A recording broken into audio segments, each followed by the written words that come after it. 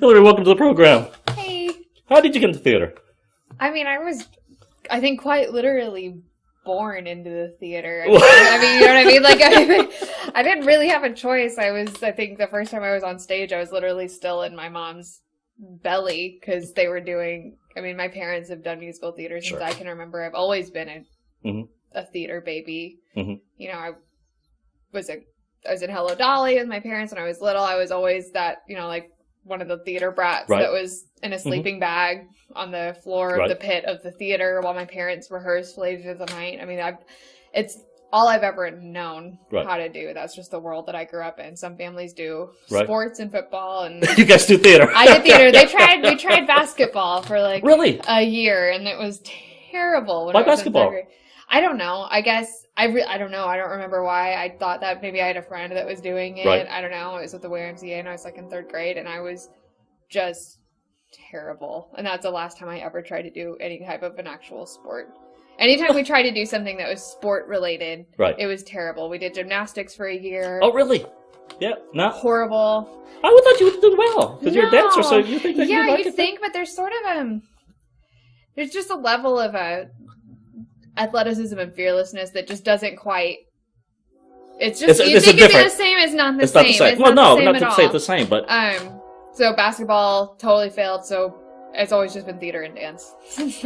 So what was the first show that you remember doing here at the Crighton? Here for the Crighton, first one that I actually did was Big River. Okay. I think I can't remember if that was before. Or no.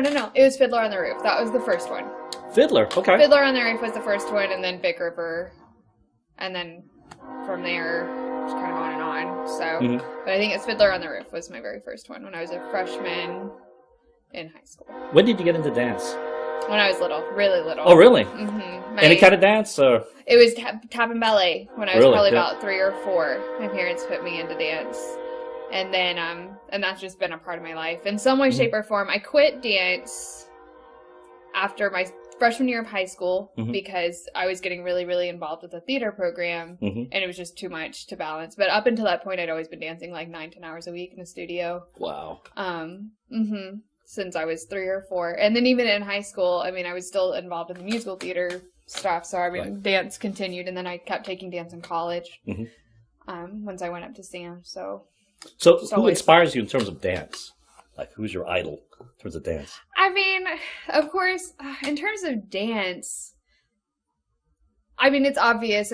There's the obvious answers like Fred Astaire and Ginger Rogers and Gene Kelly. I'm in love with that style, obviously, as a musical theater nerd and a dance nerd. They're just...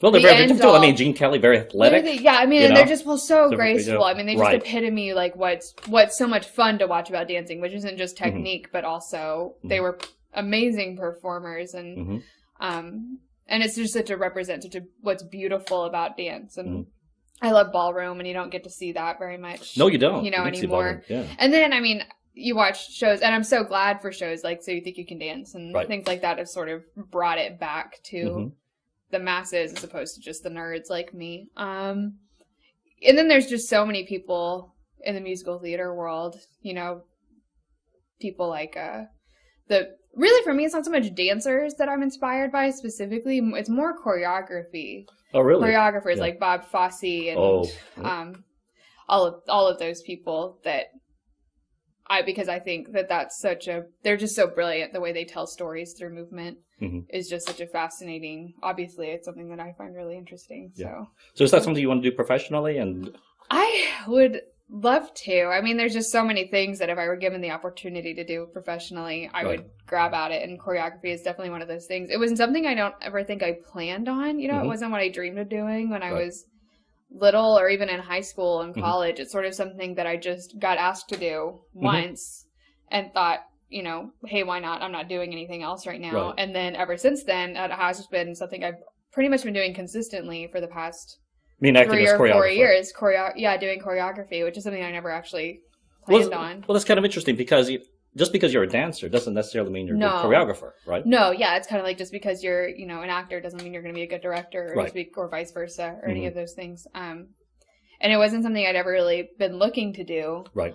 And then once I started doing it, I realized how much I've loved it. And I've probably done more of that on a consistent basis than I have anything else in the past 4 years. So it's fun. I was just talking with Hunter. You ever consider doing like cruise ships? Yeah. Because you get paid. And you get food. And you get food, and you have a good time to do what you enjoy doing. I would love to do a cruise ship sometime. Yeah. You just kind of one of those things where you have to keep an eye out for the auditions because, you kind of blink and you miss them sort of things. But yeah, I think that'd be really fun. Obviously, you get to see the world and eat free food and like live in paradise for a little while and get paid to do it. So that's really fun. Yeah. And I like working in like environments like that where it's really fast rehearsal processes and, you're constantly going. I think that type of thing is really fun. I tend to thrive better when I'm really busy. So. Right. Which has been probably the most difficult thing about graduating from college. What's that? Just not having anything to do, like having to be in charge of your own. I think that's the hardest thing for anyone. It doesn't matter what this. Because before your life was so controlled, right? Exactly. There's a routine. You have to do things, and now you've got all this time. And what do you do with it? Exactly. You don't have anybody telling. You don't really have any obligations to fulfill except for the ones that you set for yourself, and that is horrifying. It's horrifying. And you don't realize how much you miss it. Like, you're in school and you think you have to get up and you have all these things that you have to do. I have to write this paper. I have to go to this class. I have to memorize these lines for this rehearsal. Right. And, you sort of resent it a little bit. And then you get out and you think, God, you've got all this freedom. I don't know what to do. I don't know. Nobody's telling me what plays to read or that I have to have a monologue memorized by this time or go to this class. It's hard.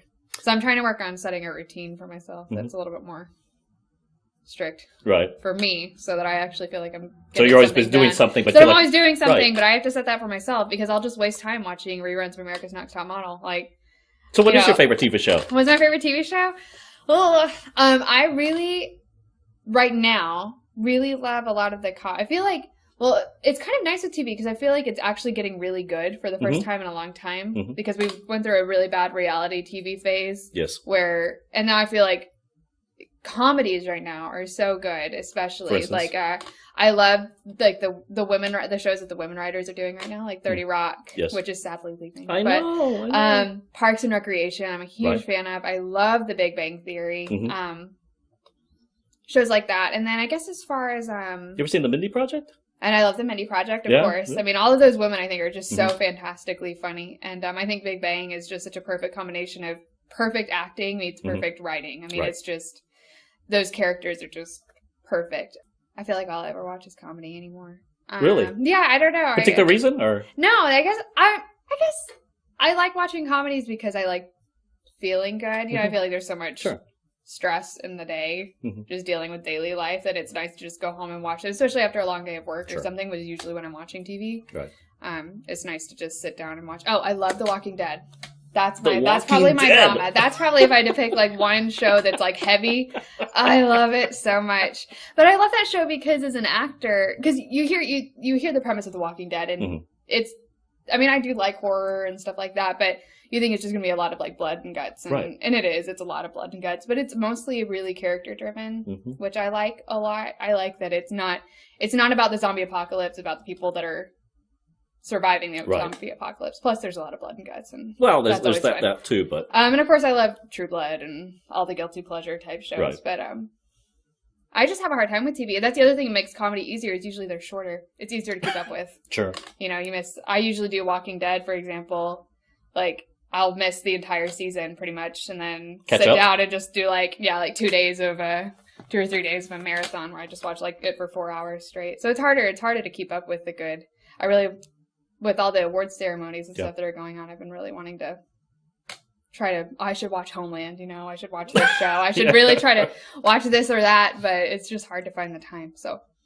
Yeah, well, you're probably pretty busy, I suspect. No, where would you like to travel to that you haven't been? Everywhere. I mean, I've done New York a lot, and I love New York, and so that I'm done with traveling there. I'd really just like to eventually move there, but that's pretty much all. I've only been out of the country once. I went to Mexico, but I've never been to Europe, and I'm just dying to get to Europe. It's so culturally aligned with my interests. especially like, London and sure. the theater scene there, going to the Globe, right. And historically, that's always, there's so many things historically that I'm into. I want to go to France. I'd love to go even up to just the west side of the country, like California and places like that. I've never been. I've only ever gone You need an excuse east. to go there then, right. Yeah. So, really everywhere. I would love, it's so hard to travel, but I would really like to be able to see the world. I mean, obviously everybody wants to see the world, but what shows haven't you done that you'd like to do? Haven't I done? Yeah. And see, this is hard too, because now that I've graduated and I've gone through school and I do choreography and I sort of have different shows and it's like I'd really like to act in this show, but I'd really like to choreograph this show, and then I'd really like to direct this show. Like so I guess in terms of acting, almost a cliche for most female actresses, but I would really love to do The Last 5 Years. The Jason, it's sort of semi-famous Jason Robert Brown musical. Some people, if you know it, you know it, and then if you don't, then it's really obscure. But it's just amazing. It's amazing music, beautiful story, good acting. I mean, I feel like it combines everything that I love about theater. It's such a great story. It's a lot of just really meaty acting, but you get to sing along with it, so you can't really beat that. In terms of directing, I've always wanted to direct The Tempest, which sounds kind of like random, but I have this really cool concept for it that I would like to do. It's The Tempest set in an abandoned like 1900 era circus ground, and I did this whole project for it in school.